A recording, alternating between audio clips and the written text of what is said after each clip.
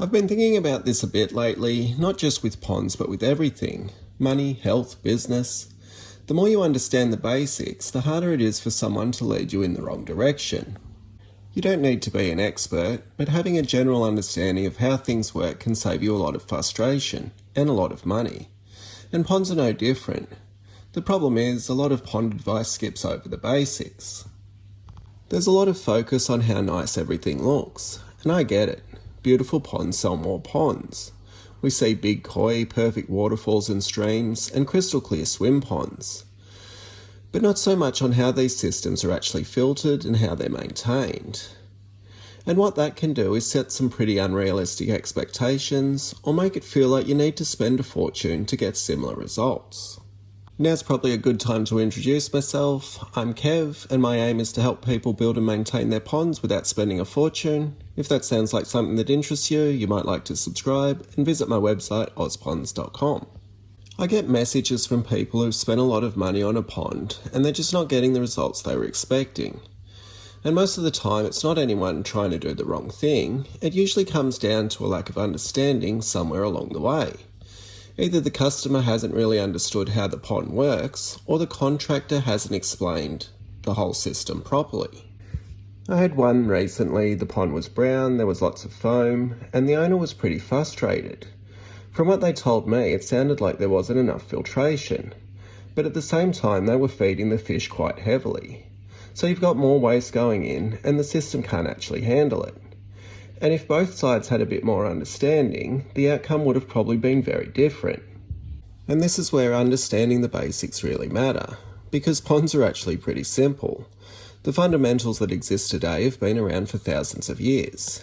Fish in ponds produce waste, and that waste needs to be removed and processed. That's it.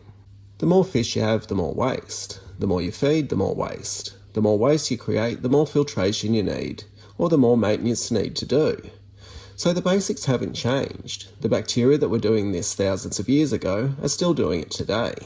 Sure, we've got new equipment, fancy filters, better marketing, but water's still water. And the way it's filtered is still the same. There's no secret knowledge here. It's all stuff you can learn. And once you understand that, you start to see things differently. You can start to explore different pond types, different filtration methods, and actually understand what's going to suit your situation. If you're hiring a contractor, you can have much more proactive discussions. You can ask better questions, you can understand the trade-offs, and you're not just relying on someone else to make all the decisions for you. And if you are building it yourself, you can start to see where you can save a lot of money and where it actually makes sense to spend it. Now, I'm not saying you need to build everything yourself. There's plenty of great filtration systems that you can buy, and there's plenty of great contractors out there.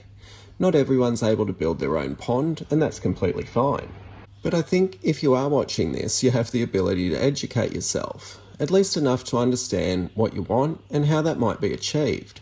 Things like what sort of animals do you want to keep, how the pond's going to be filtered, how much maintenance you're willing to do, and what sort of water clarity you're actually aiming for. If you haven't already joined, these are the sorts of things that I share on my email list. You can find that on the Ozponds website. Because once you understand those things, you and the contractor can have much more informed conversations about how to achieve them.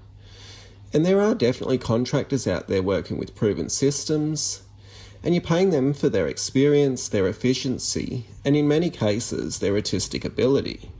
Some of the ponds being built are genuinely incredible, but even with those, it still pays to understand what's going on underneath the surface, because every design choice has a flow-on effect, especially when it comes to maintenance down the track. And I've been there myself. My first pond didn't go so well, it went completely green, and looking back it was just lack of understanding. I didn't really know how the system worked, I hadn't thought about how the water was going to be filtered, or how I was going to manage waste, so I had to learn the hard way. I paid the learning tax.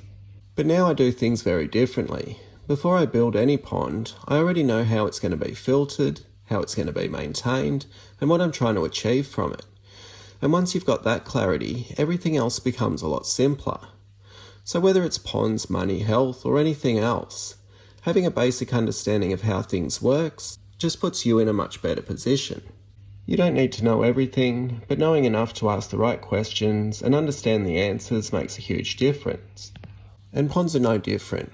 If you want to learn more about how ponds are actually filtered, where you can save money and where you really shouldn't, there's plenty of information over on ozponds.com that can help you get your head around it. I hope this video was helpful, and if you want to see how I build and filter my ponds on a budget, check out this video next. Thanks for watching. See ya.